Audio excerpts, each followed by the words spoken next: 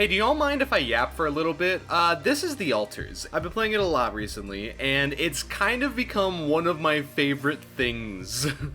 It's a bit of a high-concept sci-fi game with survival, base management elements, as well as Pikmin-like exploration, and I've completely fallen in love with it. And out of bed we go. This is Jan Dolsky. He may not be the best man, but he's the only man we got. Unfortunately for him, we were like kind of exploring an alien base, and long story short, everyone is dead except for this guy. And we're just gonna have to make do with that. Well, surely it can't be that bad. Let's just go outside, see what we're dealing with.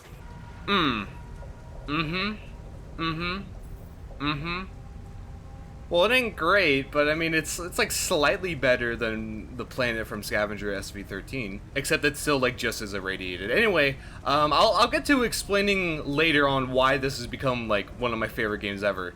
But for now, we need to mine. We yearn for the mines as usual. That shiny rock. See, I told you he yearns for it. So let's mine it, and as you can see in the bottom left, it takes time. Time is a very important resource in the Altars, because you only got so many days to get your shit together before the sun will just make you explode from radiation, so we should probably try to avoid that. Using the metals we've just found, we can do some base management. Now, I love the base building in this game because it's very simple and you don't have to worry about it that much. You simply just pick what you want. If you have enough like materials, you select it, and then you pick a spot where you want it to go, and then we just have it. It just instantly builds. If you want to delete it, you can just instantly delete it. You don't have to, there's no fuss. Can't say the same for building stuff inside the workshop though. That does in fact take a little bit of extra time.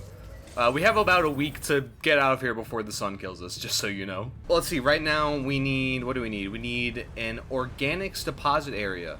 Sure. Okay, do not be alarmed. The game is not glitching out. Despite what the visuals may be telling you, this is an intended effect. Yes, it's that stuff right up there. That is, it is called, he doesn't know it yet. It's called Rapidium. Could this be Rapidium? Never mind, he does know it already. I have to get closer. I have to hold A on it. Make sure, spend hours at a time extracting it. This might seem like I'm wasting time. I am wasting time. I should not be doing that anymore. Let's climb up this short little ladder rock thing that was naturally formed. Look for organics here. Oh, yes. Organics, right. So unlike the rocks we found earlier, this stuff is usually found more underground, and you can't just kind of dig it up with your bare hands. You gotta scan for it. And I do love the scanner. The scanner is a very small part of this game, but I do really like it because you basically connect a bunch of lines together, and it's a weird effect, but it shows you what the density of like the material you're looking for under the ground, and you kind of have to like figure out.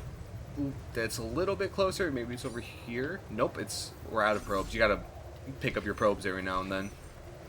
But it's like right there. I found it, and yeah, it is a very trivial effect. I like it a lot. But anyway, that's not important. We need to make a mining outpost I mysteriously found in my back pocket. We're not going to worry about it for now. Just go ahead, place it right there.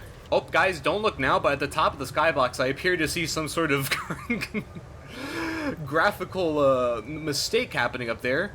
Either that, or I'm giving a very big spoiler for an endgame plot twist. So the mining outpost is cool and all, but it's not actually any good unless we can transport the materials. Unlike the rocks we found, we actually have to connect this to the base somehow. Fortunately, I found some pylons in my other pocket, I guess. I do really like how the pylons look though once they're finished, because like you can physically see, it even works on the map too, you can physically see like how far you've like kind of expanded your like your hands in the world, if you know what I mean. And you can, the fact that you can like see it expanding in like real time as you naturally, like it just looks so freaking cool once you like get a bunch of it. The other great thing about pylons is they allow you to fast travel. So let's use whatever time we have left to mine some organics.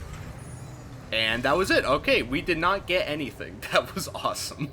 And back inside to survive the night, and we could just end the day. I do have apparently a phone call to answer. I'm gonna be skipping all the dialogue in this game. It's not that it's bad by any means. I actually think the writing in this game is very good, and I will be showing some of it later, but this part is not the most interesting. You know what's going on. It's the fucking, you know, they're like, oh, you're still alive? I didn't know that. We're gonna try to send a rescue team for you. And of course, as you might imagine, the rescue team is never gonna show up. Sunrise in 7 days? Well, you know what? I spent 3 days, like, doing nothing, basically, so...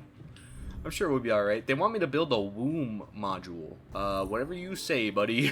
Oh, I hate these, like, storage things, by the way. They are too tall, but they are very annoying to fit, because you can't build out the top like that. You have to actually be able to physically walk to your workstation, so it doesn't really work. How do you make a womb? It needs 4 metals. Metals? I thought you wanted me to get organics. What the heck, game? You scared me. Well, time to find some more rocks, I guess. I spent this whole time building this cool, like, network of pylons in order to get this cool mining station. No, we're just gonna go pick up some damn pebbles.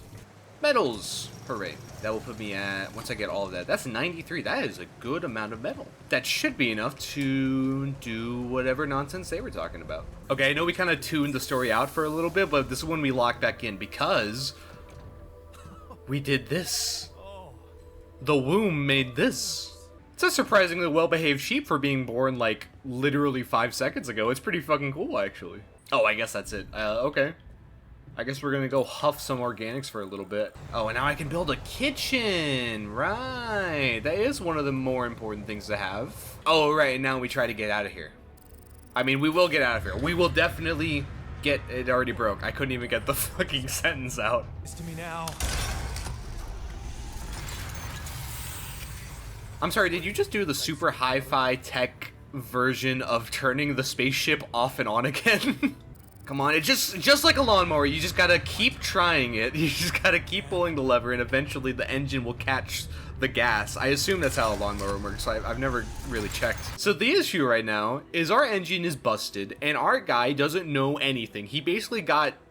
I don't even know how he got hired onto this job. I'm gonna be honest with you. He has no discernible actual, like, skills whatsoever. He's just a guy. But maybe just a guy is what we need. Because right here is the quantum computer. And this is when the game gets very cool. Yes, this is exactly what it looks like it is.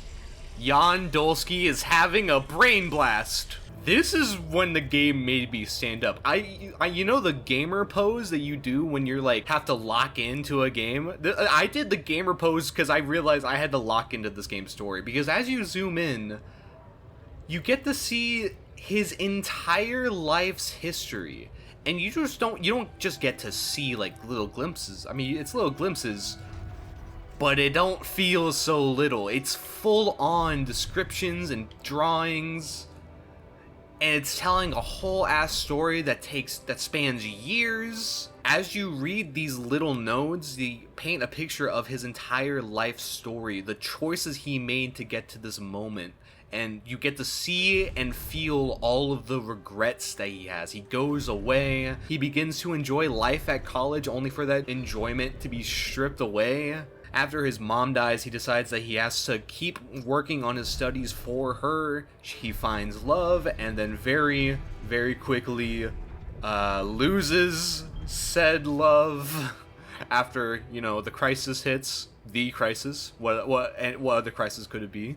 Until eventually, with nowhere else to go to, he signs on to this mission. Now, this by itself is already extremely cool. I skimmed past it, but the writing is genuinely very good. But this is not the coolest part of this yet. How did they get it, and what for? Yes, understandably, he is extremely freaked out that the corporation just, for some reason, has his entire life story on record in the company computer right next to the fucking tax forms. So you remember that sheep we cloned earlier? Create the altar, he said the thing! We can roll credits! Now look at this. So the quantum computer has crashed my game. Hold on. Hold on, Jan Dolsky, are you okay? I thought my brain died. I couldn't control my game. Anyway, so early on in Jan Dolsky's life, he made a choice to move out of his parents' place, go to college, and doing so, leaving behind his abusive father and his a quite weak mother, which is a choice that he would ultimately regret. What we're seeing here, though, is an alternative branch of what could have happened if he decided to stay with his mom and try to take care of her.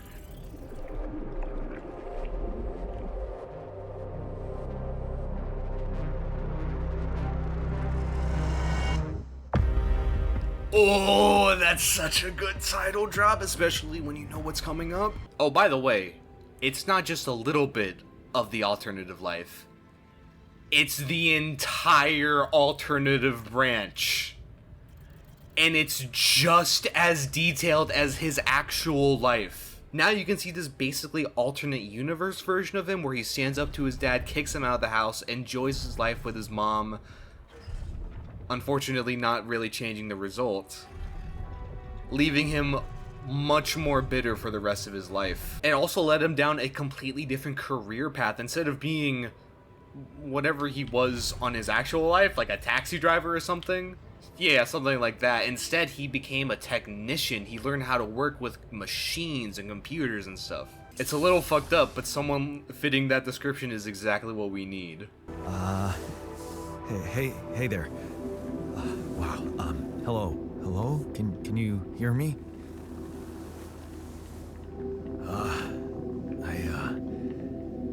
What is this?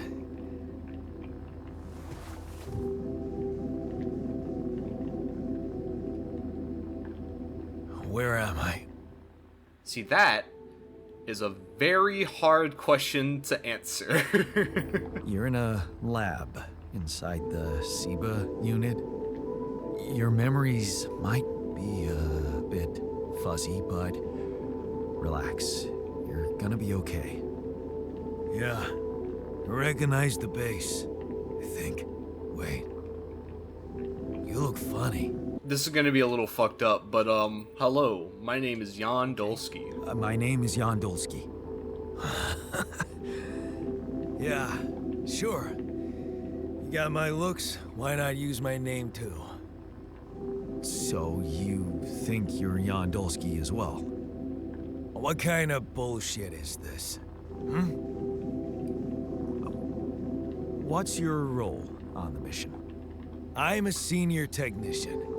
Want to tell me what your role is? Imitating human. You know what's funny? I genuinely couldn't tell you. I think he's technically a builder on the documents, but I'm not sure what that means. Buildings get built in like 2 seconds in this universe. The QC's only functionality is to navigate these junkets. I mean, theoretically, it could do other stuff, but such bullshit? I know. It's absurd. I thought the same, but here you are, right? Right. If I understand you correctly, you're telling me you're a alternate version of me with a different mind? Sorry, buddy, you kind of got that the wrong way around. This is when it gets so fucky. Because... No. You're an alternate version of me. Yes. But he has memories of a past life that are very real to him. He has an entire life behind him, but he was just born like 2 seconds ago. You brought me to life to help fix a malfunction, because there's no one else on board. What if there was no malfunction? Where would I be? I don't know what to tell you, man. I won't lie to you. I woke you up because I needed you. Wasn't easy for me either. At least you're upfront with me. You bastard. Also, yes, as you can see, you have to, like, manage their moods and stuff. If you tell them, you have to understand what their personality is, because you have to actually manage, like, how happy, how sad, how angry they are with you. More than any other game I played, I think every single choice in this game, even dialogue choices, do matter in some way, even if it's only in small stat, like, differences. I don't like this kind of pressure. Yeah, I can imagine. Like, seriously, imagine what this looks like to him. He has a whole set of memories behind him. To him, it feels like he just woke up after being asleep. But apparently he's being told he was just born Specifically, by the way, just to do something. Like, not even, like, for the sake of making him. We made him to do something for us, which is kind of insanely fucked up. Imagine being told upon just waking up one day that you actually never existed up until right now, and also, hey, I need you to go make me a sandwich. That's basically what's happening on this. I did what you created me for. Now stay away from me. Sorry, buddy, we live on a circle. It's not gonna be super easy. Oh, and now he's just gonna he's just gonna eat a bag of chips. Not enough resources. Hold on. Apparently I made too many damn potato chips and now I can't fly the dang ship. Or it's not flying it. It's literally a giant tire, in case you didn't notice. It rolls. I don't even know. I don't know. I don't know how they came up with that, both as game developers and also as scientists in universe. I don't really understand it. Oh, I don't think I got it. Hold on. Wait, I need to fucking finish this. Night radiation, schmadiation. Alright, don't worry about it. I'm worrying about it. I've just noticed I'm going to die. BRB. Oh, hey, techie. I can't believe they've done this to me. I'm short by 4 organics. Wait, hold on. I've got to be able to fix this somehow, right? I guess I could get rid of one of the storage things, I think. Alright, that physically makes the ship lighter, which means we need less organics. Okay, the journey has begun. That was not enough space for a mining outpost. I want the mining outpost, though. Listen, I'm of the opinion that it doesn't count as littering if it's not on Earth, okay? Who's even gonna see it? See, I wasn't joking. It's a fucking tire. It's a bicycle wheel. I don't understand why they did that, but it's so cool. Anyways, hey, man, he's frustrated just by existing. You know what, man? That's a mood. Yes, I've checked I went ahead and ran the numbers. He is angry. Alright, good to know. What a way to start a conversation. Hello. Can I say something else, by the way? I promise this is a compliment. It's not going to start off sounding like that. Jan Dolsky does not have a very good voice. The way he says things, I don't envy the voice actor. He has a very hard job because he has to do the video game thing of like talking to himself to explain video game mechanics to the player. But he always sounds a little awkward doing it, and honestly, even like not outside of that, he just sounds like a very awkward dude. Maybe. But you won't last long without me, just as I couldn't make it without you. In a situation like this, hiding in a trench is just plain stupid. I'll tell you what's stupid. Listening to someone who created you because he needs a fucking tool. Why don't you get yourself a repair kit and fix your own shit? I'm done doing your dirty work. But at the same time, somehow, apparently something broke, I didn't even notice.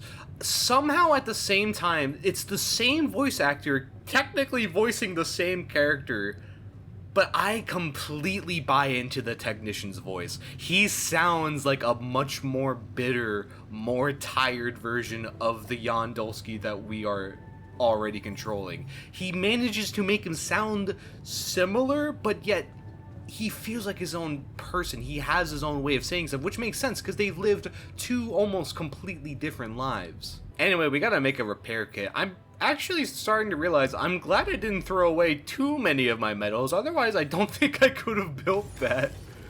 Oops. I just had a choice to either die in pain or duplicate and edit myself. I'm far from okay. It's, called branching. And I hate him. Okay, now that that's fixed, how are we gonna get along? How are we gonna do it, Molly? Well, how do me and you do it? Never thought I'd be so glad to see a sheep.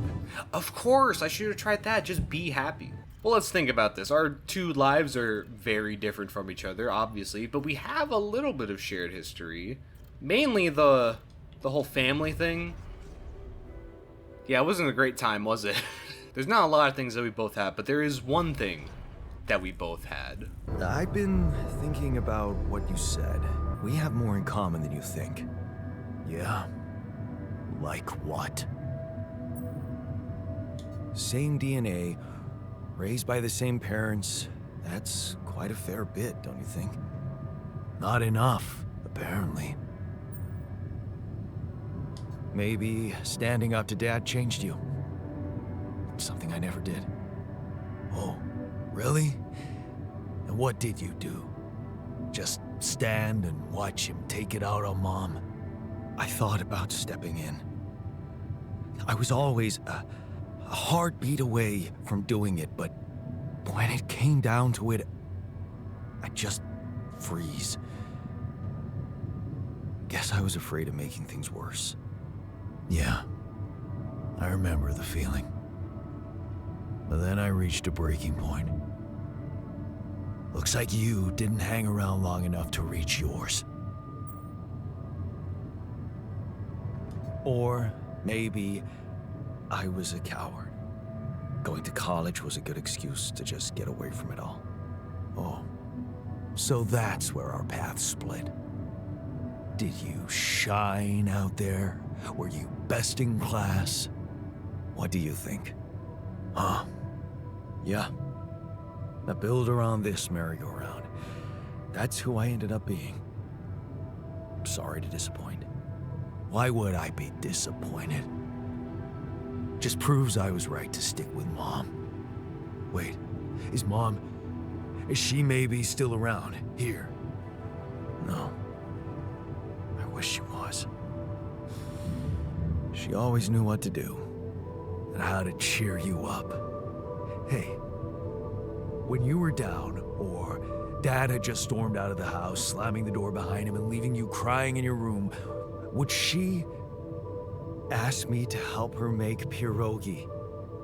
Her famous pierogi. Oh my God, I could really pig out on those. And making them together was fun. Fun. Yeah, wow, why don't we go for it? Why don't we try and make Mom's famous pierogi? No way we'd find the ingredients here. Oh, what? No, there's no way. We got coolant and oil. If any of y'all out there have ever tried to make a pierogi using ship coolant, car coolant perhaps, and like like gasoline, please tell me how that went. Also, sorry for like shutting up for a second there, but like this is really incredible, right? Like I just listened to one guy talk to himself in two funny voices, and it was like one of the most engaging cutscenes I've ever watched in a video game. Oh, look at them. They're having a meal together. They're probably gonna have food poisoning together too. Now at this point you're probably thinking, alright, I get the gist. It looks like a survival game, but really it's like a big narrative game with a lot of talking and not a lot of actual gameplay. You could not be more wrong. Day 5, the sun is far away, but that does not mean that this is gonna be a summer stroll. It wouldn't, would it? Because like, yeah, the sun's gone, so I guess that makes sense. Never mind. Alright, chill out. I thought we were cool. Alright, let's get out of here. Let's figure out exactly, why'd you stop, you dumb wheel? We gotta keep going. This is why we stopped. A lava river. Mr. Ship, I'd like to apologize. Thank you for stopping and not driving us into a lava river. As odd as this sounds, I think this game is actually perfectly split between gameplay and narrative, because there is a lot of talking that is, I would say probably for most people going to be the best part of the game is the dialogue and the talking and the concepts and the philosophies that the game is talking about. It is a very interesting game to just listen to. But I actually would say it's an equally good game to play through. It's equally interesting to play through. Because this is not an easy game. I want to make this clear. In fact, I would even go as far as to say this game is probably not for everyone. If you're not a fan of games with constant time limits, games that try to make you manage your resources, games that are specifically built to stress you out, you might not really be able to enjoy this game as much as someone like me, for example. I really like these kinds of games. Dead Rising, Pikmin especially. This game really feels like Pikmin in a lot of ways, I would say. Specifically in the way that you're managing different like groups of people and like specifically the way you explore the map. Like you have to manage your time between exploring the map and like looking at what you can do, what resources there are to harvest, And then you have to actually find the time to harvest them. And also you have the big overarching thing of we need to figure out how to actually get the big wheel across like the lava river, man. And the game is asking a lot from you. I would never say it's not. Luckily for me, however, these are some of my favorite kinds of games, and I found the main gameplay of this game to be extremely engaging. I mean this sincerely. You guys know I'm a big Pikmin guy. I've already mentioned it a couple times. This game has given me the same feeling that I've got the first time I ever played Pikmin. One of, if not, my favorite game of all time. I do not say that lightly. This is a really good game. It is almost kind of made exactly for someone like me, I'll admit. But I'll be honest with you, I don't think that's really any of my problem. Oh, nice, I found it. Took me forever to find it, jeez. Okay, get that set up. Let's get the pylon. I didn't talk about it. That's radiation over there. That's radiation land. The enriched metal sounds interesting, but trust me, you don't. You don't need it and you don't want it. I think another thing that really makes this game actually very addicting to play is the fact that you do have to return to your base at the end of every day. Otherwise, the radiation will eat you. But that means that you like at the end of the day, you can like spend like what little time you have left, like doing a little bit of errands, doing a little bit of chores around the base. You're like, oh, okay, I'm almost out of repair kits, for example. Let me go ahead and make an extra one. And then like after you have the time to like think about what do you want to do tomorrow, what do you like, you formulate plans in your head of like what needs to be done, what you should be doing, prioritizing what to do first. And if I had more alters, I could also spend that time talking to them, having unique conversations with each of them. Oh, by the way, you may be wondering, how many different alters are there in this game? Well, let me tell you, there are a lot actually, at least for how detailed their dialogue and character arcs go. Okay, so where we just did the technician, there's also a miner, there's also a guard that splits off from both these split off from the technician's own life, by the way, which is insane. We also have a scientist, which is very important. We have a botanist over here, and then back over here we have a refiner, a worker, a doctor, a fucking therapist. I don't even know what you need a therapist for in this. And let me be clear, every single one of these potential alters is their own character. There are no generic Jan Dolskis except for maybe the main one. Every single one of them has their own unique voice, unique personality, unique backstories, unique motivations, and unique stories, side quests that you can do for them to like help them figure shit out. It's a very busy game. I'm gonna give a couple of tips to anyone that wants to play this game. First off, besides the technician, because you literally have to get him first, there is one other altar that is required. You are normally very open on which ones you can get, but there is one you have to get. It's the scientist. You literally cannot move through the story without him. You will just not be able to progress through the game, so you should probably do him first. Otherwise, though, the only other advice I will give, I don't think this is that bad of a spoiler because it's something I would have liked to have known the first time I played the game. You can only get 6 alters in one playthrough of this game. And if you did the counting, there's like, I think there's 9 total, 8 or 9 of them, I think. So you do have to kind of pick a little wisely. It's not a huge deal. They're all useful in their own ways. You're not going to like soft lock yourself by not picking the right one. But just know that you're not meant to be able to see all the stories in one playthrough. It's actually something I think is very fitting about the game, that to see everything, you have to become your own alter. You have to actually, you have to like replay the game and choose different options. You get to see the branches of the potential universe that this Jan did. It's a very, very strange multiversal game. I really, really seriously recommend this game.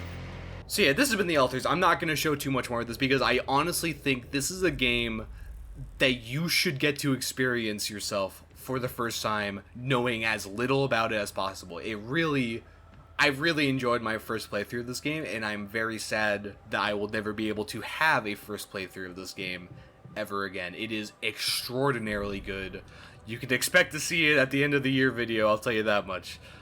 Yeah, thank you very much for watching. Remember to pick up after yourself. Have a good one.